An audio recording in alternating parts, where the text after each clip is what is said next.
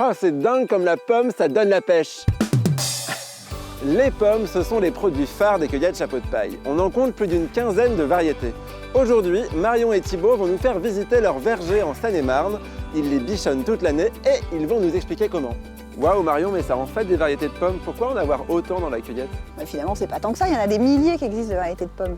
Nous, on n'en a qu'une ou deux dizaines. On aime bien en proposer autant parce que ça permet d'avoir des variétés déjà qui sont bonnes à cueillir depuis le mois d'août jusqu'au mois de novembre, voire décembre pour certains.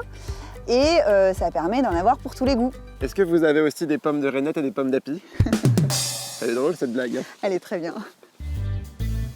Ça fait au moins la 200e pomme que j'inspecte et toujours aucune trace de verre. Oh, quel est leur secret?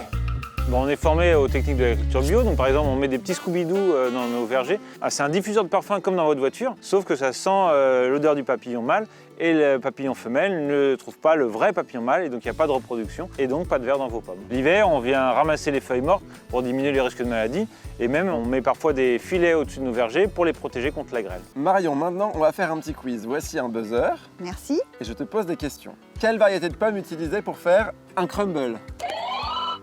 De la Elstar, c'est son petit côté acidulé, mais bien sucré et parfumé que je pense j'aimerais voir dans un crumble. Ensuite pour une tarte. De la jaune agorède, Et dans une compote? disons de la gala. Elle est bien sucrée, les compotes, on se dit que c'est parfois pour les enfants, donc ils vont adorer. Une jolie pomme, mon garçon. Oui, madame, merci beaucoup. Non, mais la sorcière, elle a cru quoi? Que j'avais jamais lu l'histoire de Blanche-Neige? Je vais pas la manger, sa pomme, moi. Ça doit être une sacrée récompense pour vous de voir vos clients profiter de bons fruits. C'est une vraie motivation, en effet. Ils nous disent qu'ils retrouvent le goût de leur enfance, ils aiment le parfum, pouvoir choisir leur variété. Ce pas des variétés qui sont faites pour le transport, c'est des variétés qui sont choisies pour le goût. Vous avez toujours été agriculteur, maraîcher? Non, on s'est rencontrés à la fac de maths. À la fac de maths? Et comment on passe des maths aux pommes? En étant un peu fêlé, un peu par passion, revenir à la terre, voilà, savoir ce qu'on mange, avoir envie de le produire, pour vraiment aller de la terre à l'assiette, quoi. À la cueillette, plus on achète de pommes, moins elles sont chères. Trop cool!